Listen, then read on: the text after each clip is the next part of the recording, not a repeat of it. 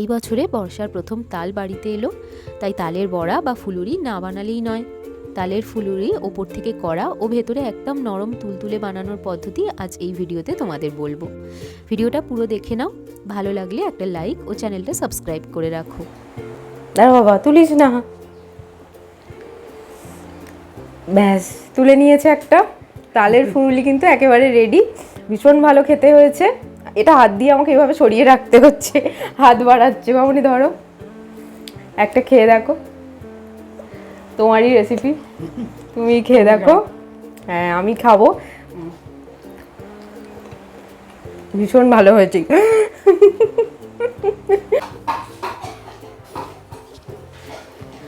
বর্ষাকাল, তালের রেসিপি করব না সেটা কি হয়? আজ ভাবলাম তাল দিয়ে কিছু করি।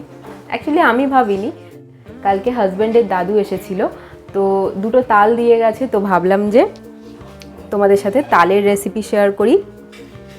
তো মামনিকে কালকে বলেই রেখেছিলাম যে তালের রেসিপি কিছু করব, তো মামনি বললো তালের বড়া, তাই জন্য আজ মামনির রেসিপিটাই তোমাদের সাথে শেয়ার করব। আজকে তালের রেসিপি শেয়ার করছি। তো মামনি, আজকে কে বানাবে তাল? তুমি বানাবে, আমি সাহায্য করবো।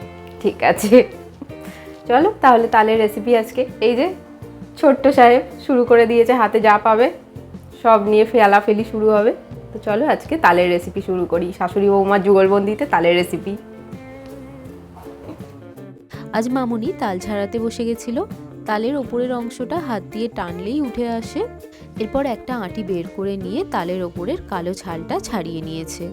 তাল কেনার সময় কালো দেখে কেনার চেষ্টা করবে, কালো তাল মিষ্টি হয়।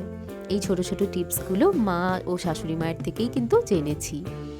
একটা প্লেটের ওপর একটা চুবড়ি উল্টো করে তার ওপর তাল ছেঁচে নিচ্ছে।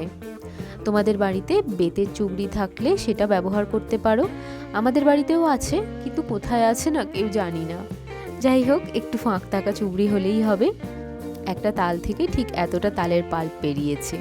বেশ কিছুক্ষণ আগে থেকে মামনি 200 গ্রাম সেদ্ধ চাল ভিজিয়ে রেখেছিল।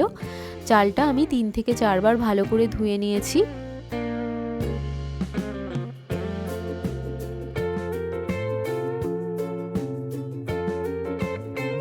এবার সবটা চাল একটা মিক্সিং জারে দিয়ে 80% মতো গুঁড়িয়ে নেব।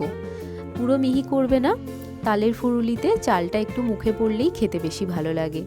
দেখো, পুরো মিহি করে গোড়াইনি কিন্তু। এখন ওই চালের গুঁড়োর মধ্যে মাঝারি হাতার 5 হাতা তালের পাল্প দিচ্ছি।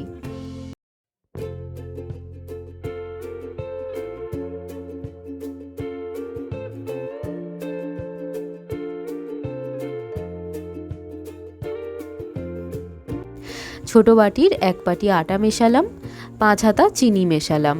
মিষ্টিটা তোমরা যে যেমন খাও সে তেমনই দেবে।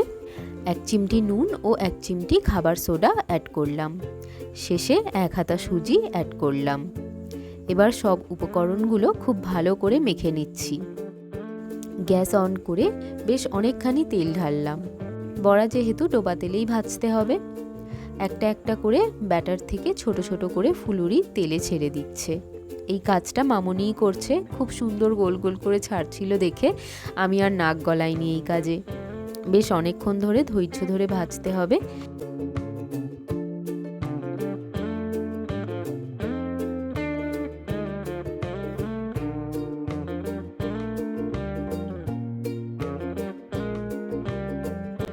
দেখো কেমন লাল লাল হয়ে এসেছে। এই সময় ফুলুরিগুলো তুলে নিচ্ছে। ভেতরটা একদম নরম তৈরি হয়েছে, যেমনটা তোমাদের বলেছিলাম। ভিডিওটা ভালো লাগলে একটা কমেন্ট করে অবশ্যই জানিও। আরও এই রকম ভিডিও পাওয়ার জন্য চ্যানেলটা সাবস্ক্রাইব করে দিও।